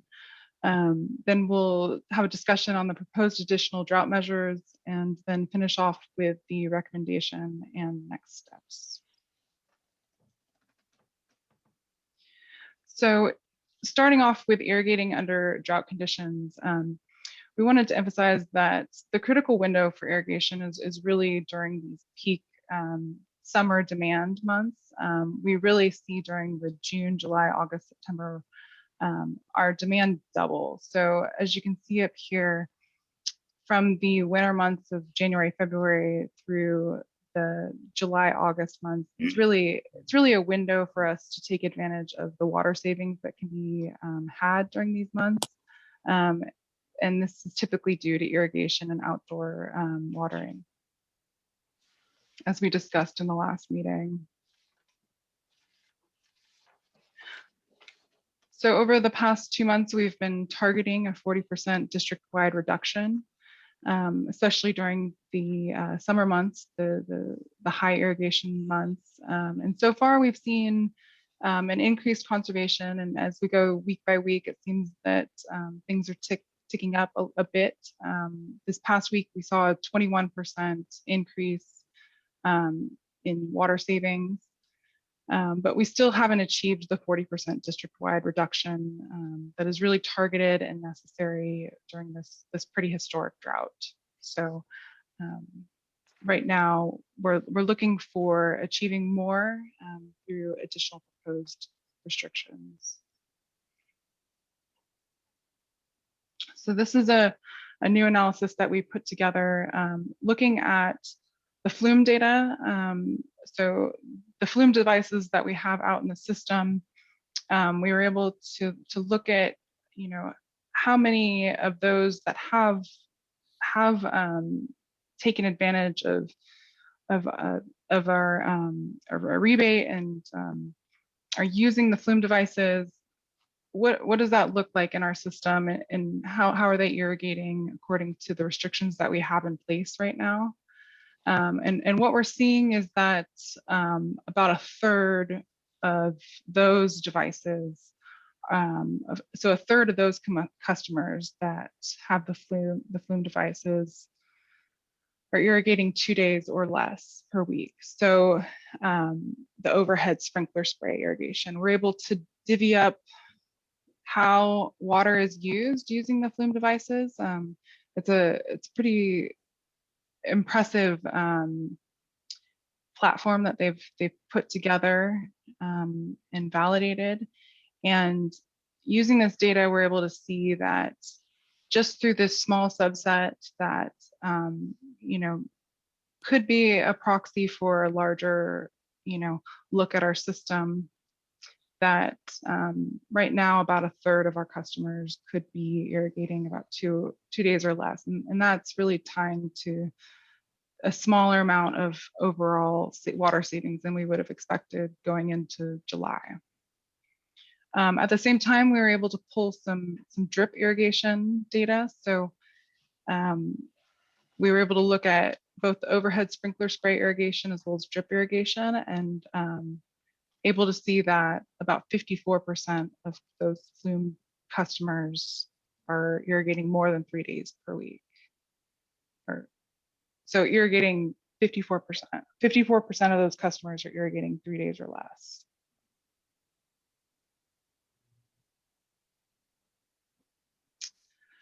So last meeting, the June 15th board meeting, we had reached out to a number of local landscape professionals and contractors, and also included Dr. David Fugino, the director of California Center of Urban Horticulture at UC Davis. And he gave a great overview of keeping plants alive under drought restrictions, as seen over here on the right. And some of the main takeaways from that presentation are really that shrubs and trees can survive on 2 days or less of irrigation per our current restrictions and looking ahead. And that all lawns will be stressed as irrigation decreases, and some will not survive with 1 day or less of irrigation, and they won't necessarily look very good. But all eyes open, knowing what that may look like ahead. And then, new plantings really should not be allowed was one of the recommendations, and really should be a recommendation coming out of the district to really recommend against new plantings, as they should have more water to get situated. Another recommendation was really to provide outreach and resources, which has been a huge priority for us during this drought. So emphasizing the weekly watering schedule that we have on our website to efficiently water plants throughout the service area. And then also reaching out to the master gardeners who are experts in our area of local experts, and then also the resources available through our conservation staff that we have available just through a phone call, and that looking ahead, that we really provide the resources needed in order to adequately provide our customers with what's needed. At the last meeting, we also discussed some of the studies that have been done in the industry. What's shown on the right is a study that was done by the Alliance for Water Efficiency, just completed in January 2020, that looked at the water use efficiency, water use effectiveness, and drought irrigation restrictions. And what the key takeaways were really around strategies associated with messaging, irrigation day of week restrictions. So, limiting to 2 days per week, 1 day per week, time of day restrictions. So from limiting irrigation to before 9 a.m. or after 7 p.m., such as we do, providing financial incentives to our customers. And then 2 other opportunities that are out there are, enforcement. So providing assigned days of irrigation restrictions, and then also drought surcharges. And these are all strategies that were found through this report, looking at a number of utilities in California and Texas, and also align pretty well with what we've seen in historic droughts locally.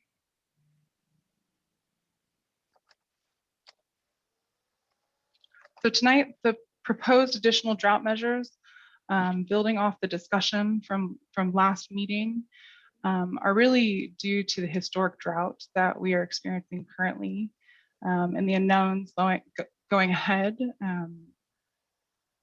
entering the dry months, and knowing that a considerable effort of water can be saved through conservation.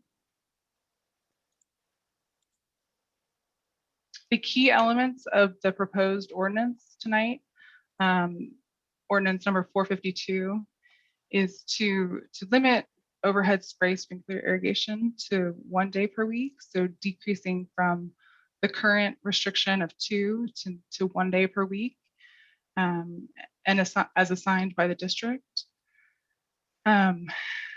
Additionally, drip irrigation would be limited going from currently 3 days to now 2 days per week. Spot watering by hand would stay exempt. And then discouraging new planting going ahead.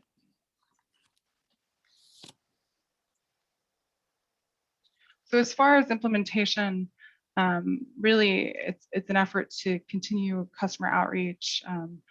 As Jeannie has mentioned in the last presentation, and Carrie is, pushing out materials and continually reaching out to our customers and making sure the word is out there and educating on the drought and the resources that we have available, including our incentives and rebate programs like the turf replacement incentive that Carrie gave a great update on with both the Mulch Madness and the Cash for Grass. So really highlighting those programs that are available to our customers, especially during this period. And then also through implementation, we will continue the variance process, which so far we found to be very successful, working both individually with customers as well as the sanitary district, for example, so working with groups to find ways to really maximize decreasing water use based on how water is used individually or by each group. So our recommendation tonight is to adopt proposed ordinance 452, limiting overhead spray sprinkler irrigation to 1 day per week as assigned by the district. Drip irrigation would be limited to 2 days per week, and spot watering by hand is exempt, and also to continue to discourage new plantings. Okay, thanks, Lucy. I think at this point, I'm going to open the public hearing, and I'm going to first take board comment, and then we'll go to public comment. So do we have board comment on the recommendations or any other aspect of the presentation? Yeah, Lucy, I want to ask about the restrictions that you just talked about with respect to food gardens. I think that's often been a question that to food gardens that people are maintaining, and could you maybe clarify on that? So the restrictions are not specific to the use. The restrictions are by overhead sprinkler spray irrigation, and that's how it would be followed. So we're saying, written into the ordinance is that spot watering by hand is exempt, and that's what I would expect would probably be used for a vegetable garden, as I understand it. Or drip irrigation would be 2 days per week. Excuse me. I mean, I have vegetable gardens that are on drip, and I don't think in some cases food, certain things, would be able to make it on 2 days a week. I'm wondering whether we need to give some thought to whether if people are using drip irrigation, I think that's a more efficient means of irrigating, vegetable gardens, whether that's whether I think 2 days a week is going to be sufficient to be maintaining food production, which I think is an important factor and probably not a significant part of our conservation problem. If I may, Lucy, my suggestion would be, because we do hear from folks around growing vegetables, which we fully support. I think it's a great use of our water. If you're going to put it in your landscape, that's what they should be doing, or what certainly is highly recommended. So with compliance around the drip irrigation, and then adding spot watering as needed for those plants that are wilting or are being stressed to the point where they do need additional water, would be the recommendation that we would provide to those customers. Some of your veggies will be fine on a couple of days a week, and your tomatoes will probably be stressed every few days extra, and give them a little bit more, and they'll make it through. I have a question for Molly. So Molly, North Marin actually prohibits new connections or requires new connections to defer potable water irrigated landscape installation until after the drought declaration is lifted. And I'm just wondering, do we have authority tonight to add a more specific regulation like that to the proposed ordinance? And I appreciate the question, Director Bragman. I think that that would be quite far afield of what the proposed ordinance is that's on the table tonight. So that would best be addressed in a future action. There's no language that addresses new water service connections in the ordinance this evening. No, but there's language that is discouraging new plantings, which is pretty ambiguous and unenforceable. So I'm just Yeah, I asking think that whether the North Marin model, which is specific and reasonable, would be something that we could add to this ordinance, given the fact that we had a presentation discouraging new plantings at our last meeting, and that this ordinance itself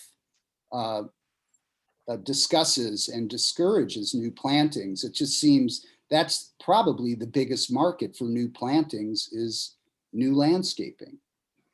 Well, yeah, that may be true. Director Bragman, I don't know exactly what the market looks like. I would point out in this particular ordinance that it's applicable to all district customers and not just new service connections, though it would apply equally to any new service connection. It's applicable to any existing customer. If they were going to do the mulch madness, for example, we're saying specifically that the restrictions, the limitations for watering in the ordinance would apply equally to any new landscaping. And and then we go on to discourage based on the fact that it's likely that new landscaping would not be able to survive with these watering restrictions in place. So it's really about trying to explain to folks that we need everyone to kind of comply with these watering restrictions. It's about irrigation district-wide. I see where you're going and where your interest is. I just think that that's really not something that we could easily slip into this ordinance this evening. I think we would That's need cool, to Mo. additional notice. That's cool. I agree completely with Larry on this. How about we bring it back to the dock in a week with that modification? We go ahead tonight and do what we're going to do. Open a new public hearing at the dock to consider that particular item and put it into the ordinance at that time. That's good with me. If it's good with you, if it's, I just think it would also add consistency and some kind of regulatory teeth to what we're doing. So, So just so that I understand, because I think I'm a little confused. I mean, I think the ordinance that's being proposed has regulatory teeth. So Larry? We're talking about this planting thing, Cynthia, just this planting part. Banning new plantings, no new landscape. Well, it doesn't really, Molly, do you want to read that language particularly that's in the ordinance? I just want to make sure everybody's on the same page about what, because I'm a little confused. I hear Larry Russell suggesting that we go forward with adopting this ordinance and then amend it in 2 weeks or 10 days rather. Well, I just want to make sure I understand what exact language. I'm sorry, just let me finish. I just want to make sure I understand exactly what language is the concern, that everybody's on the same page about this, because I'm not sure we are. Absolutely. And I'll read the language and then we can talk about what we think that recommendation or suggestion is. Okay. So the current language is modifying or actually replacing current subsection N in the water use restrictions in our new mandatory water restrictions. Now reads, operating outdoor sprinkler irrigation systems delivering overhead spray more than 1 day a week within any calendar week as assigned by the district and drip irrigation more than 2 days per week within any calendar week, but excluding hand watering. And you have to remember that this is a long list of prohibitions, and so that this is the additional prohibition. So prohibiting operating outdoor sprinkler irrigation systems, overhead spray more than 1 day a week within any calendar week as assigned by the district, and drip irrigation more than 2 days per week, and excluding hand watering. And then specifically, it says these irrigation restrictions equally apply to any new landscaping.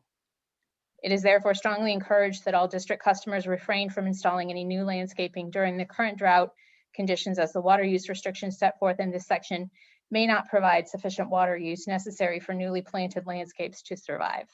And it's addressed to all district customers, not just new water service connections. So just so that I understand, so Larry and Larry, so what you are concerned about is this last piece of the language that's in the packet that's in the proposed ordinance that says, as Molly's just said, these irrigation restrictions apply equally to any landscaping. It is therefore strongly encouraged that district customers refrain. Is that the part that you are concerned is too ambiguous? I just want to make sure we're all dialed in on what the language concern is. Right. And what I'm also referring to when I brought it up was North Marin basically says if there's a new connection, they have to defer landscape installation until the drought is over. So there's a prohibition and a regulation there. It's not just a statement of policy. And I think we ought to do something like that for these new connections that are coming online. They should not be landscaping.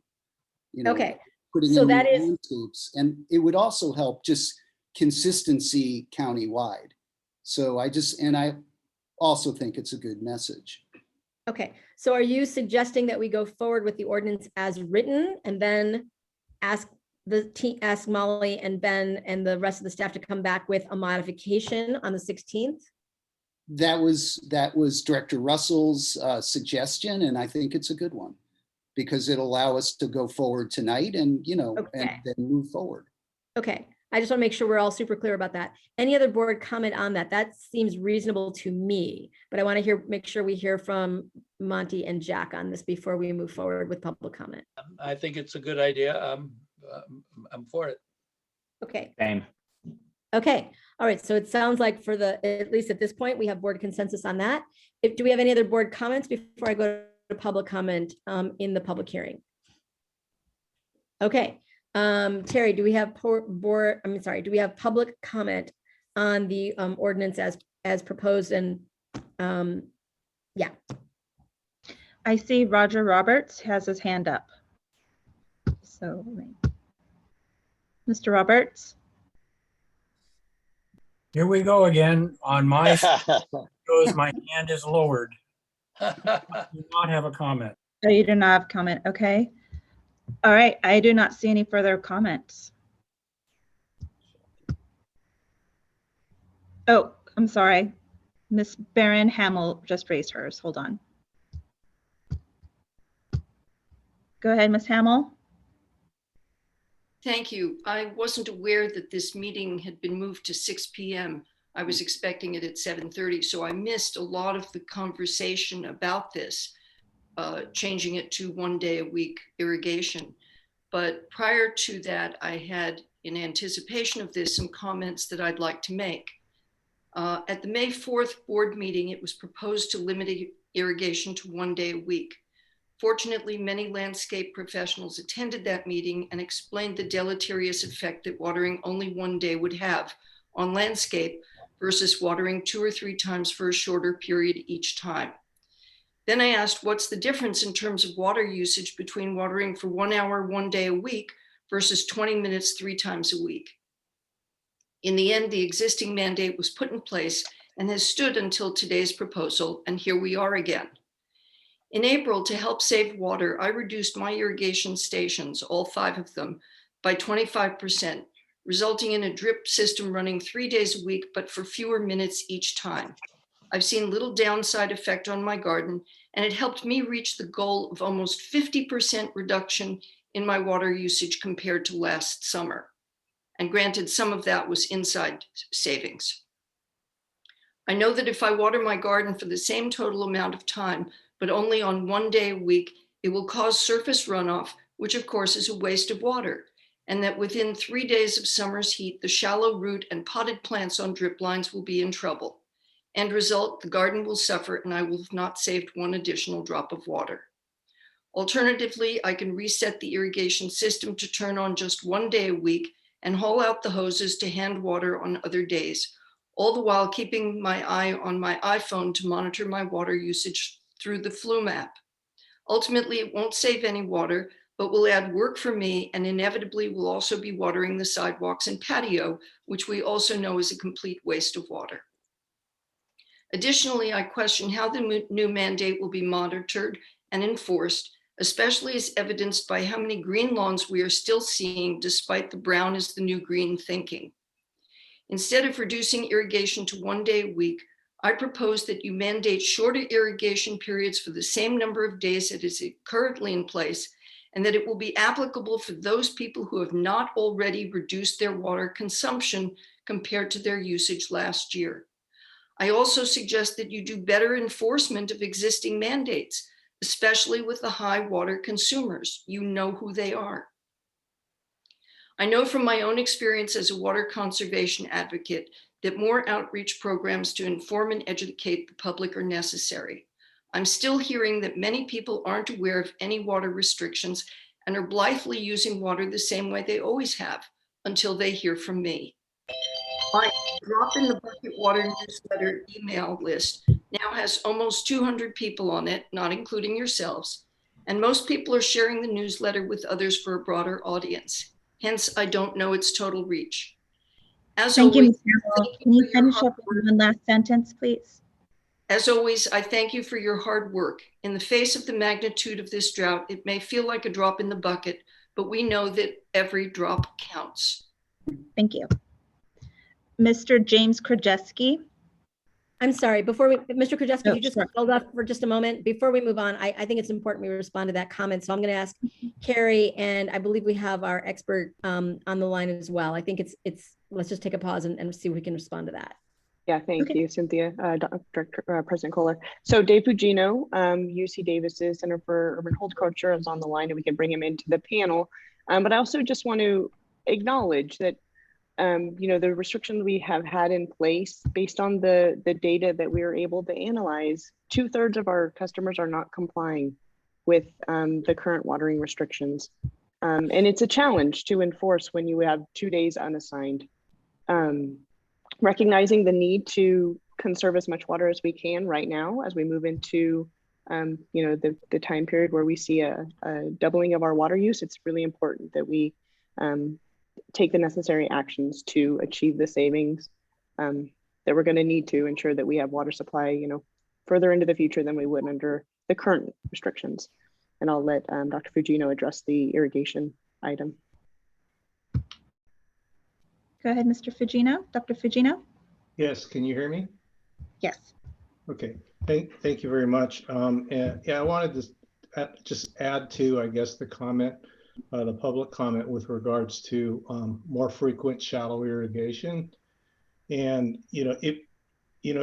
I don't want to use the D word, the depend word, but in terms of what we've studied and what we, how would I say it, and what we actually recommend, and I'll go back to my comments from last month or the last meeting, is that we do recommend, how would I say it, infrequent and deep irrigation. And if plant material is established that way, there's a greater likelihood and probability that it will be just fine. And I think that I had mentioned our studies out here in Davis, which is much, much hotter and warmer than Marin, is that we have plants on drip irrigation that we irrigate basically 2 times the entire summer on drip irrigation. And they're very, how would I say it? They're very infrequent, as you can imagine, but very deep. And the root system is basically developed to go deep. So if you started out with a landscape and you've developed your landscape on frequent irrigations, but only a short duration, what you're going to end up is root systems that are very, very shallow. And so my comments last month about lawns is that if you have mature landscapes or mature lawns and you go to, how would I say it, and they were developed on very infrequent water and very short run times or duration irrigation times, basically once you start going from 3 to 2 to 1, those are the lawns that are going to probably be problematic and probably suffer the most than those that have been established where you've watered infrequently and deep. So that hopefully clarifies that comment. And yes, I do agree is that if you don't change, as we talked about before, your irrigation schedule, you're not going to save water. And I would like to add is, with regards to new planting or new landscaping, most of that would have to be established with higher amounts or more frequent irrigation and applied water to those landscapes. And what we found in terms of commercial plantings is that there's an establishment period to drive to encourage those roots to go down, so they require more water. And at the same time, the company that installs it may not be the company that actually maintains it. So when that transition period happens, what we end up finding out is that the establishment period that the irrigation schedule is on never gets changed. And that from our conversations with different water agencies and different, how would I say it, commercial landscapers, is basically a known fact amongst the practitioners that are out there that are professionals. Thank you, Dave.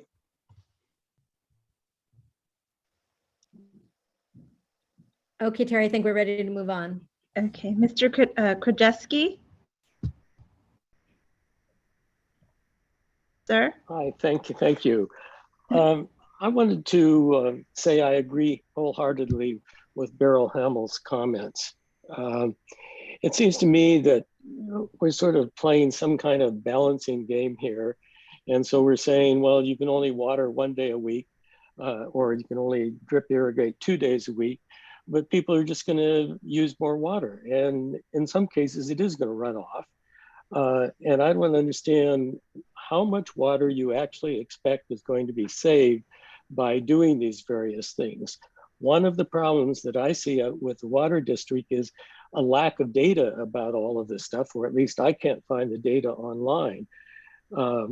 So how many people are at tier 3 and tier 4 levels of water use? So why not focus on those particular individuals rather than focusing on all of us?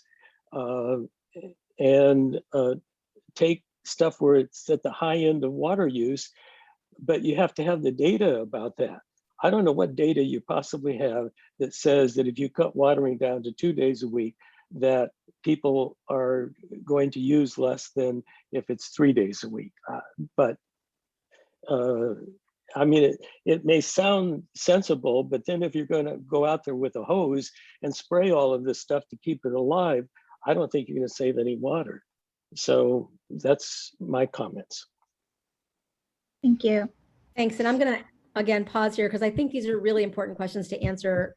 So I think a lot of people have similar questions. So Carrie, can you respond specifically to this question about if we cut waters to 2 days a week, do we have data either from our own experience or from other water districts that that's reasonably likely to result in a significant decrease in water use?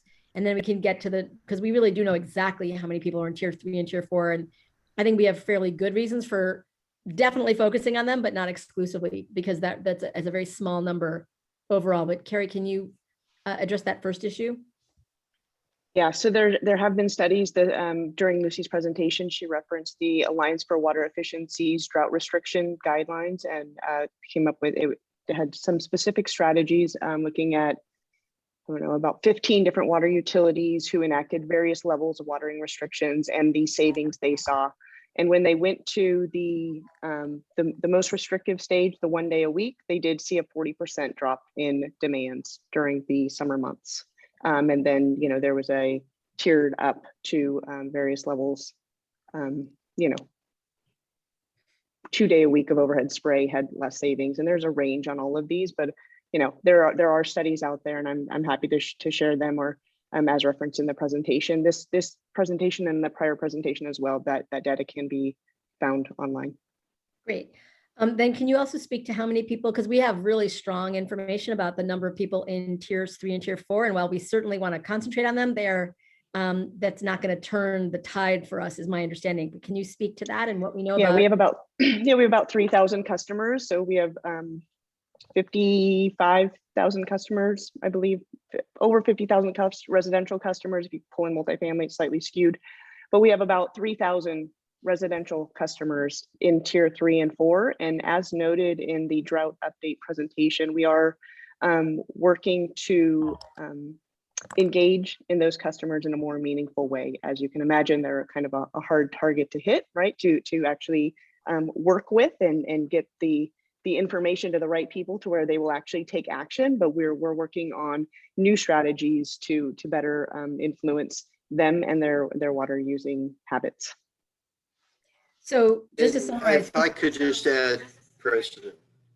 Sure. I'm sorry. I just wanted to add that built into the staff's recommendation, as Carrie did note earlier, and consistent with the first speaker, is enforcement. We saw in this study that was a key issue to really drive down conservation. And going to 1 day a week on spray irrigation, the target is certainly lawns. And we are fairly convinced, looking at practices around the state, as well as our own experience and understanding, that this will give staff a tool to get out there and help target folks with education followed by enforcement that are not yet engaged, because we will know who in X town is watering on days that are not assigned, and create a tremendous opportunity for staff as well as potentially for neighbors to help let them know what's in place with the district and the need to comply. Do we have we thought about any specific tools, techniques that we might have that will be able to test the results of these specific plans? Not just, I mean, obviously, every month we'll check how much water is being used, but is there anything specific to tell us what the result of this particular ordinance is having? Well, yes, we do have, I don't know if it's 5+% of our customers that have AMI meters. And as you heard tonight, and as you know, a growing number that have flow meters. We're going to be using that data directly to help educate them, but also to understand what's going on in terms of behavior generally as indicators. And we'll be bringing all of that back to the board on a continuous basis. Okay, that doesn't sound specific though, to the watering rules we're setting out here now. I think we do. I'm not sure, Ben, that you fully, I mean, I think, Ben, you and I have spoken about this. I mean, we really do know moment by moment who is using water on what days. I mean, the flume and AMI data may be what the customers themselves see, but we know really in real time, right, who will be, who is using water, above our restrictions. I mean, I should really let you respond to that, but my understanding is that that is data that we have access to. Right. Through our AMI and flow meter data, we have the real-time understanding. It's a percent of our customers. It's increasing through flume, but we are monitoring that and able to track what is going on in terms of irrigation. Ultimately, the board has directed staff to move ahead fairly aggressively with AMI, and we are going to be coming back to the board on the schedule of that implementation. That's a multi-year effort, but we will be doing that to further our resiliency going forward. Terry, more questions from the public? More public comments, I mean? There are none. Okay. Then I think Molly got to guide me here. I think at this point, we're closing the public hearing and bringing this back for a vote. Exactly. President Kohler, yes. All right, then do we have any further board comment on this topic before I call for a vote on the resolution? So just to make it clear, we're going to be coming back at, I guess, ops in 10 days with the amendments that we discussed about new commercial landscapes. So my understanding, Director Bragman, it will be a new ordinance layered on all the other ordinances that we've undertaken. We will need to notice a public hearing. I believe that we'll have time to do that if we're fast. We have to have a publication 7 days prior to the public hearing, and then we will have a proposed ordinance. I'm hearing on July 16th. So Okay. that's along the lines of the North Marin new connections can proceed so long as they agree no new landscaping, and the landscaping installation is deferred. Correct. And for clarity, Director Bragman, you may have said commercial. Yeah. Just want to be clear, new connections generally. Yeah. All new connections. Yeah, you're right. Okay, I think I am clear on that. Thank you. Yeah. Okay. And it doesn't have to be, Molly, it doesn't have to be the doc meeting. It could be the next board meeting. Right. I just threw that out as I didn't realize there was a 7-day requirement for the public hearing notice. So if you want to just do it with the next board meeting. I appreciate that allowance, as I see our board secretary shaking her head, because there is a lead time to get our public hearing notices. That's fine. That's fine. Yeah.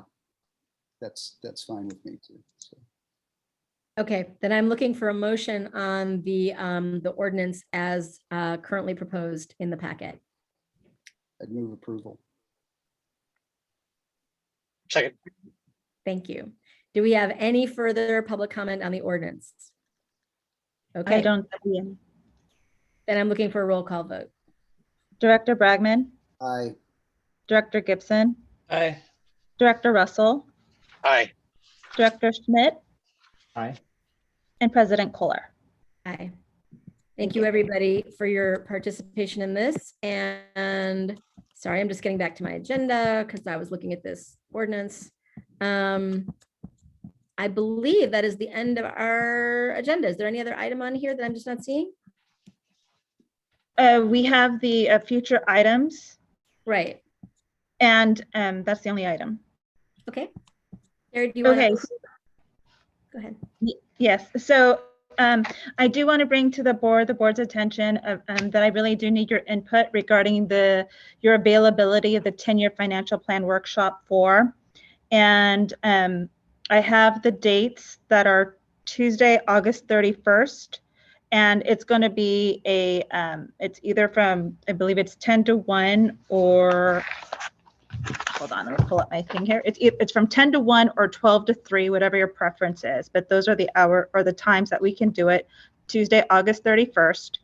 And then the next availability is Monday, August 30th, 8 a.m. to 11 or 3 p.m. to 6 p.m. I'll just say for me, I would prefer to do it that Monday. I'm leaving for a trip on the 1st of September. So the 31st will be a busy day for me, but okay. I'm happy to go with what the rest of the board.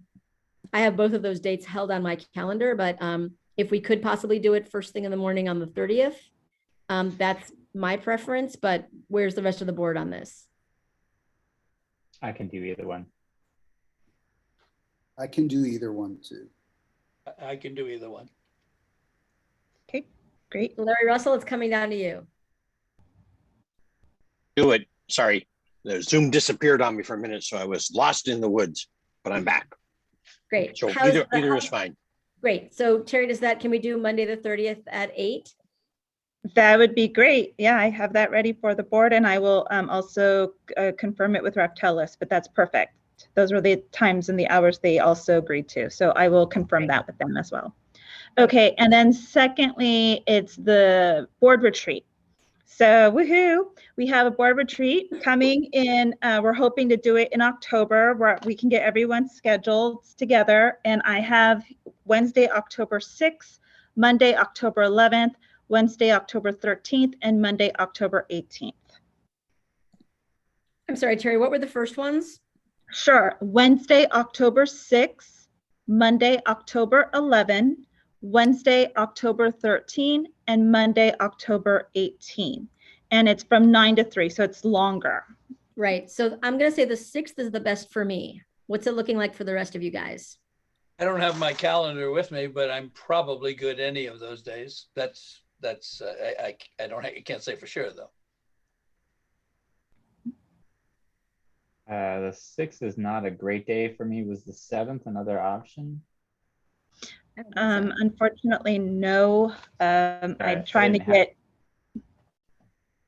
I didn't get all the dates that as you were rifling through them. Sorry, I was trying to multitask here. Oh, no worries. Looking at my calendar. I have also October 11th, Monday, Wednesday, October 13, and Monday, October 18.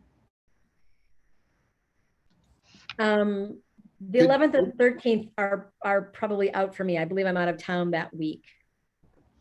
Okay. So the 6th or the 18th? Those are the remaining dates. Okay. Let's see. Yeah, I have also, I think 6 to. What days of the week are they?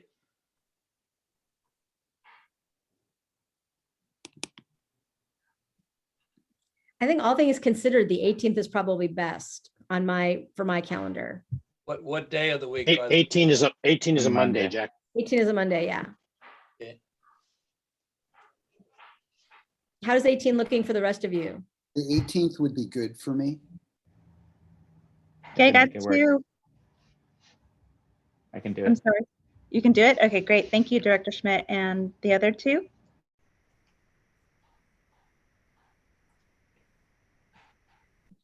Director Russell, Director Gibson? Again, I don't know, but it should be open at this point. Monday is not a bad day, so I'd say the odds are with us. Okay, and then Director Russell? I think the 18th is fine. Yay, thank you all. Okay. All right. Yay, thank you. Okay. And so with that, I don't have anything else. Just to let you know, the ops meeting is the 16th of this month, and we'll have our regular board meeting on the 20th. And of course, please remember our finance and administration committee meeting has been canceled this month. So that's it. Okay, and with that, thank you for that, Terry. I'm so grateful. Hang on, I'm sorry. There's a conference that week that I normally deal with, and you probably do too, Ben. It's WEFTEC. It's October 16th to October 20th. I don't know if I'll go, but I'll attend the conference if it's attendable. I'm not sure I want to fly to Chicago to do it, but they're probably going to have some video format. So that's not a real hot day, Monday the 18th, at least for me. Can we push it a week? Those were the four. Those were the 4 dates that were only available for everyone. That I can get everyone together on the same page. I could work with the SLT group if Ben wants me to see if we can push it to November, but I don't have any. I don't. Maybe Larry, Russell, maybe we can talk a little bit more. I'm concerned about pushing this till November.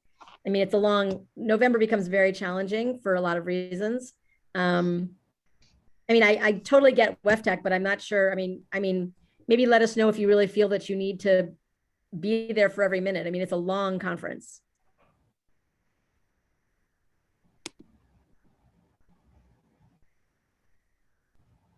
I am. It's just that Terry's already put a lot of time into finding these dates. So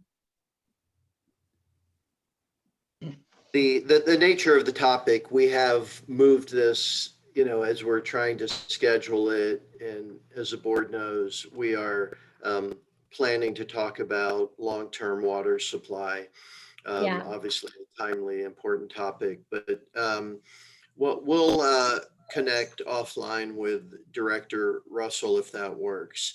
And we'll maybe try and get an agenda from WEFTEC and look at that day specifically and see if that could work out. And if not, we'll Okay.